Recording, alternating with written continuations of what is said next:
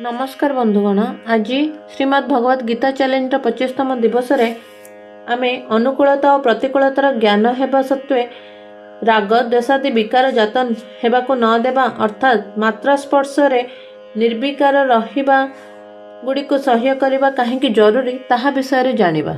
जंघिना व्यथयन्ते ते पुरुषं पुरुषार्षभ समा दुःख सुखं धीरं सौमृतत्वाय कल्पते।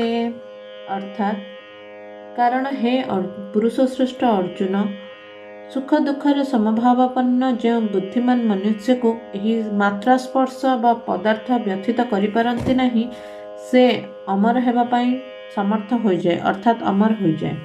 जो परिस्थिति केबे बदली पारे नहीं एवं जहाको बदलाइबा असंभव, मनुष्य प्राय ताहाको बदलाइबा पाई विचार करे। युद्धरूपी परिस्थिति प्राप्त हेबार ताहाको बदलाइबार विचार न करी अर्जुन निज कल्याणर विचार कले। एहिपरि कल्याणर विचार करबा हेउछि मनुष्यଙ୍କ ମଧ୍ୟରେ अर्जुनଙ୍କର श्रेष्ठत्व। धीर मनुष्य सुख दुखर समभाव रखती। सुख और दुख अंतकरणर वृत्ति द्वारा पृथक पृथक देखा जाए। सुख दुख भोगिबारे चेतन हेउछि कारण एवं प्रकृति स्थित होइथिबारु ही से कारण हुए। से निज स्वरूप स्थित होइगले सुख दुखर भोगी बोली केही रुहे नहीं। निज स्वरूप स्थित हेले से सुख दुखरे स्वतः समभावापन्न हो जाए। धीर मनुष्य को यही मात्रा स्पर्श अर्थात प्रकृतिर पदार्थ गुड़िक व्यथित करती नहीं।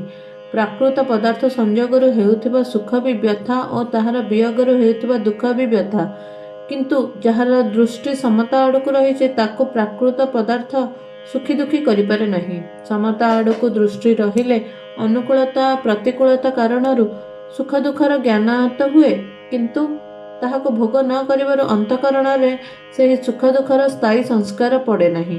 एही भली सुख दुखर संस्कार न पड़िबार से व्यथित हुए नहीं। तात्पर्य हेउछि अंतकरण रे सुख दुखर ज्ञान हेबा सत्वे से स्वयं सुखी दुखी हुए नहीं।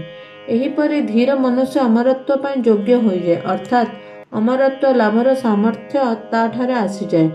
सामर्थ्य और योग्यता आसीबारु से अमर हो जाए। एथिरे विलंबर अवकाश नहीं, कारण से तो स्वतः अमर। केवल पदार्थ गुड़िकर संयोग और वियोग को निजर विकार मानि नहीं से भूल करिथिला। एही मनुष्य जन्म सुख दुख भोगिबा पाई मिले नहीं, बरं सुख दुखर ऊर्ध्व को उठी एपरि एक महान आनंद और परम शांति लाभ करबा पाई मिलिछि, जो आनंद और सुख शांति पाइबा परे आउ किछि पाइबा बाकी रुहे नहीं। यह कुहा जाइछि 6ष्ठतम अध्यायर 22तम श्लोक रे।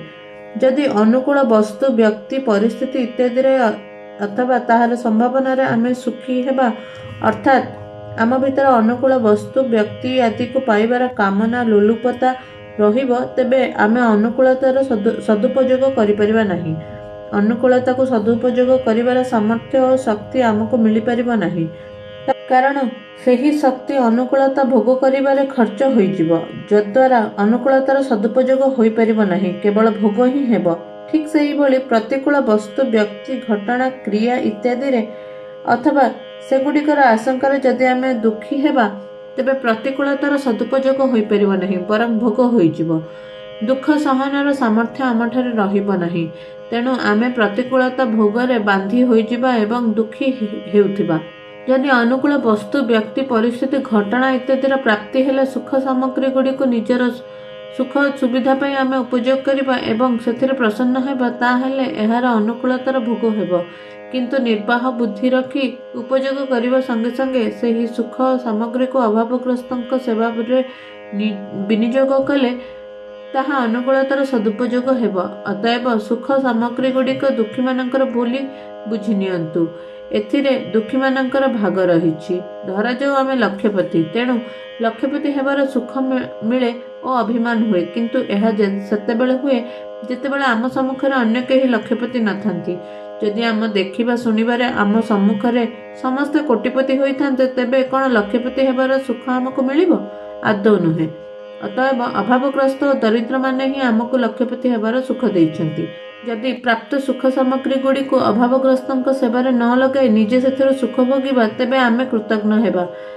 एइथिरु ही समस्त अनर्थ सृष्टि हुए। आम पाखरे थिबा सुख सामग्री गुड़िक ଦୁଃଖୀମାନଙ୍କ ଦ୍ୱାରା ପ୍ରଦତ୍ତ। ସୁତରାଂ ସେ ସବୁକୁ ଦୁଃଖୀମାନଙ୍କ ସେବାରେ ବିନିଯୋଗ କରିବା ଆମର କର୍ତ୍ତବ୍ୟ। ପ୍ରତିକୂଳତାର ସଦୁପଯୋଗ କିପରି କରିବା ତା ଉପରେ ଏବେ ବିଚାର କରାଯାଉ। ସୁଖର ଇଚ୍ଛା ଓ ଆଶା ହିଁ ଦୁଃଖର କାରଣ। ଯେତେବେଳେ ଆମ ଭିତରେ ସୁଖର ଇଚ୍ଛା ଥାଏ, ପ୍ରତିକୂଳ ପରିସ୍ଥିତି ସେତେବେଳେ ଦୁଃଖଦାୟୀ ହୁଏ। ଯଦି ଆମେ ସାବଧାନ ହୋଇ ଅନୁକୂଳତାର ଇଚ୍ଛା ଓ ସୁଖର ଆଶା ତ୍ୟାଗ କରିଦେବା, ତାହେଲେ ପ୍ରତିକୂଳ ପରିସ୍ଥିତିରେ ଆମକୁ ଦୁଃଖୀ ହେବାକୁ ପଡ଼ିବ ନାହିଁ, ଅର୍ଥାତ୍ ପ୍ରତିକୂଳ ପରିସ୍ଥିତି ଆମକୁ ଦୁଃଖୀ କରିପାରିବ ନାହିଁ। ଉଦାହରଣ ସ୍ୱରୂପ, ଯଦି ପିତା ଔଷଧ ଖାଇଲେ ମଧ୍ୟ ରୋଗୀକୁ ଦୁଃଖ ହୁଏ ନାହିଁ, ବରଂ ଔଷଧ ଦ୍ୱାରା ମୋର ରୋଗ ଭଲ ହୋଇଯିବ ଭାବି ସେ ସୁଖୀ ହୁଏ। ସେହିପରି ଧର କାହା ପାଦରେ କଣ୍ଟା ଫୁଟି ଯାଇଛି, କଣ୍ଟା କଢ଼ାଳି ଛୁଞ୍ଚିରେ ପାଦ ଖୋଳିଲେ ଅତ୍ୟନ୍ତ କଷ୍ଟ ହୁଏ। ସେହି କଷ୍ଟରେ ସେ ବିଚଳିତ ହୋଇଯାଏ, କିନ୍ତୁ କଣ୍ଟା କଢ଼ାଳିକୁ କେବେ କୁହେ ନାହିଁ ଯେ ତୁମେ ଛାଡ଼ିଦିଅ, କଣ୍ଟା କାଢ଼ ନାହିଁ। କଣ୍ଟା ବାହାରିଗଲେ ସବୁଦିନ ପାଇଁ କଷ୍ଟ ଦୂର ହୋଇଯିବ ଭାବି ସେ ସେହି କଷ୍ଟକୁ ପ୍ରସନ୍ନତା ପୂର୍ବକ ସହିନିଏ। ଏହିଭଳି ସୁଖ ଇଚ୍ଛା ତ୍ୟାଗ କରି ଦୁଃଖ ଓ ପୀଡ଼ାକୁ ପ୍ରସନ୍ନତା ପୂର୍ବକ ସହିନେବା ହିଁ ପ୍ରତିକୂଳତାର ସଦୁପଯୋଗ। ଯଦି ସେ ତିକ୍ତ ଔଷଧ ଖାଇବାରେ ଓ କଣ୍ଟା କାଢ଼ିବାର କଷ୍ଟରେ ଦୁଃଖୀ ହୁଏ, ତେବେ ଏହା ହେବ ପ୍ରତିକୂଳତାର ଭୋଗ, ଯଦ୍ୱାରା ତାକୁ ଭୟଙ୍କର ଦୁଃଖ ଭୋଗିବାକୁ ପଡ଼ିବ। ଯଦି ଆମେ ସୁଖ ଦୁଃଖ ଭୋଗ କରୁଥିବା, ତେବେ ଭବିଷ୍ୟତରେ ଆମକୁ ଭୋଗ ଯୋନି ମିଳିବ, ଅର୍ଥାତ୍ ସ୍ୱର୍ଗ ନର୍କ ଇତ୍ୟାଦିକୁ ଯିବାକୁ ପଡ଼ିବ, କାରଣ ଏହି ସ୍ୱର୍ଗ ଓ ନର୍କ ହିଁ ସୁଖ ଦୁଃଖ ଭୋଗିବାର ସ୍ଥାନ। ଯଦି ଆମେ ସୁଖ ଦୁଃଖ ଭୋଗ କରୁଥିବା, ସୁଖ ଦୁଃଖରେ ସମଭାବ ରଖିବା ନାହିଁ, ତାହିଁଠାରୁ ଊର୍ଦ୍ଧ୍ୱକୁ ଉଠିବା ନାହିଁ, ତାହେଲେ ଆମେ ମୁକ୍ତିର ପାତ୍ର ହେବା କିପରି? ହୋଇପାରିବା ନାହିଁ। ଚତୁର୍ଦ୍ଦଶ ଶ୍ଲୋକରେ ଭଗବାନ କହିଥିଲେ ଯେ ସାଂସାରିକ ପଦାର୍ଥଗୁଡ଼ିକ ଅନୁକୂଳତା ପ୍ରତିକୂଳତା ଦ୍ୱାରା ସୁଖ ଦୁଃଖ ଦିଅନ୍ତି। ସେଗୁଡ଼ିକ ଗମନାଗମନଶୀଳ ତଥା ଅସ୍ଥାୟୀ, କାରଣ ସେଗୁଡ଼ିକ ଅନିତ୍ୟ ଓ କ୍ଷଣଭଙ୍ଗୁର। ସେଗୁଡ଼ିକ ମିଳିବା ସଙ୍ଗେ ସଙ୍ଗେ ସେଗୁଡ଼ିକର ବିନାଶ ହେବା ଆରମ୍ଭ ହୋଇଯାଏ। ସଂଯୋଗ ହେବା ମାତ୍ରେ ବିୟୋଗ ହେବା ଆରମ୍ଭ ହୋଇଯାଏ। ସେ ସବୁ ପୂର୍ବରୁ ନଥିଲା, ପରେ ରହିବ ନାହିଁ ଏବଂ ଏବେ ମଧ୍ୟ ଅନୁକ୍ଷଣ ଅଭାବ ଆଡ଼କୁ ଗତି କରୁଛି। ସେ ସବୁଗୁଡ଼ିକୁ ଉପଭୋଗ କରି ଖାଲି ଆମେ ନିଜର ସ୍ୱଭାବ ଖରାପ କରିଦେଉଛେ, ସୁଖ ଦୁଃଖର ଭୋଗୀ ହେଇଯାଉଛେ। ସୁଖ ଦୁଃଖର ଭୋଗୀ ହୋଇ ଆମେ ଭୋଗ ଯୋନିର ପାତ୍ର ହେବାକୁ ଯାଉଛେ। ତେବେ ଆମକୁ ମୁକ୍ତି ମିଳିବ କିପରି? ଆମର ତ ଭୁକ୍ତିର ବା ଭୋଗର ରୁଚି ରହିଛି, ଭଗବାନ ଆମକୁ ମୁକ୍ତି ଦେବେ କିପରି? ଏହିଭଳି ଆମେ ସୁଖ ଦୁଃଖକୁ ଉପଭୋଗ ନ କରି ତାହାର ସଦୁପଯୋଗ କଲେ ଆମେ ସୁଖ ଦୁଃଖରୁ ଊର୍ଦ୍ଧ୍ୱକୁ ଉଠିଯିବା ଏବଂ ମହାନ ଆନନ୍ଦ ଅନୁଭବ କରିବା। ସତ୍ତା ହିଁ ସ୍ୱରୂପ, ସତ୍ତାରେ କୌଣସି ବ୍ୟଥା ନାହିଁ। ଶରୀରରେ ନିଜର ସ୍ଥିତି ମନେ କରିବାରୁ ବ୍ୟଥା ଜାତ ହୁଏ। ତେଣୁ ଶରୀରରେ ନିଜର ସ୍ଥିତି ସ୍ୱୀକାର କରି କୌଣସି ମନୁଷ୍ୟ ବ୍ୟଥାରହିତ ହୋଇପାରିବ ନାହିଁ। ବ୍ୟଥାରହିତ ହେବାର ତାତ୍ପର୍ଯ୍ୟ ହେଲା ପ୍ରିୟ ପ୍ରାପ୍ତ ହେଲେ ହର୍ଷିତ ନ ହେବା ଏବଂ ଅପ୍ରିୟ ପ୍ରାପ୍ତ ହେଲେ ଉଦ୍ବିଗ୍ନ ନ ହେବା। ଏହା ଗୀତାର 5ମ ଅଧ୍ୟାୟର 20ତମ ଶ୍ଲୋକରେ କୁହାଯାଇଛି। ବ୍ୟଥାରହିତ ହୋଇଗଲେ ମନୁଷ୍ୟର ବୁଦ୍ଧି ସ୍ଥିର ହୋଇଯାଏ। ସୁଖଦାୟୀ ଓ ଦୁଃଖଦାୟୀ ପରିସ୍ଥିତିରେ ସୁଖୀ ଦୁଃଖୀ ହେବା ହିଁ ବ୍ୟଥିତ ହେବାର ତାତ୍ପର୍ଯ୍ୟ। ସୁଖୀ ଦୁଃଖୀ ହେବା ସୁଖ ଦୁଃଖର ଭୋଗ। ଭୋଗୀ ବ୍ୟକ୍ତି କେବେ ସୁଖୀ ହୋଇପାରେ ନାହିଁ। ସାଧକ ସୁଖ ଦୁଃଖର ଭୋଗ କରିବା ଅନୁଚିତ, ବରଂ ସୁଖ ଦୁଃଖର ସଦୁପଯୋଗ କରିବା ଉଚିତ। ସୁଖଦାୟୀ ଓ ଦୁଃଖଦାୟୀ ପରିସ୍ଥିତି ପ୍ରାରବ୍ଧ ଅନୁସାରେ ପ୍ରାପ୍ତ ହୁଏ ଏବଂ ସେହି ପରିସ୍ଥିତିକୁ ସାଧନ ସାମଗ୍ରୀ ମନେକରି ତାହାର ସଦୁପଯୋଗ କରିବା ପ୍ରକୃତ ପୁରୁଷାର୍ଥ। ଏହି ପୁରୁଷାର୍ଥ ସାହାଯ୍ୟରେ ଅମରତ୍ୱ ପ୍ରାପ୍ତି ହୁଏ। ଅନ୍ୟମାନଙ୍କୁ ସୁଖ ଦେବା ଓ ସେବା କରିବା ସୁଖର ସଦୁପଯୋଗ ଏବଂ ସୁଖେଚ୍ଛା ତ୍ୟାଗ କରିବା ଦୁଃଖର ସଦୁପଯୋଗ। ଦୁଃଖର ସଦୁପଯୋଗ ହେଲେ ସାଧକ ଦୁଃଖର କାରଣ ବିଷୟରେ ଅନ୍ୱେଷଣ କରେ। ସୁଖେଚ୍ଛା ହିଁ ଦୁଃଖର କାରଣ। ସୁଖ ଦୁଃଖ ଭୋଗ କରୁଥିବା ଭୋଗୀ ମନୁଷ୍ୟର ପତନ ହୁଏ ଏବଂ ସୁଖ ଦୁଃଖର ସଦୁପଯୋଗ କରୁଥିବା ଯୋଗୀ ସୁଖ ଦୁଃଖରୁ ଊର୍ଦ୍ଧ୍ୱକୁ ଉଠି ଅମରତ୍ୱ ଅନୁଭବ କରନ୍ତି। ଜୟ ଜଗନ୍ନାଥ।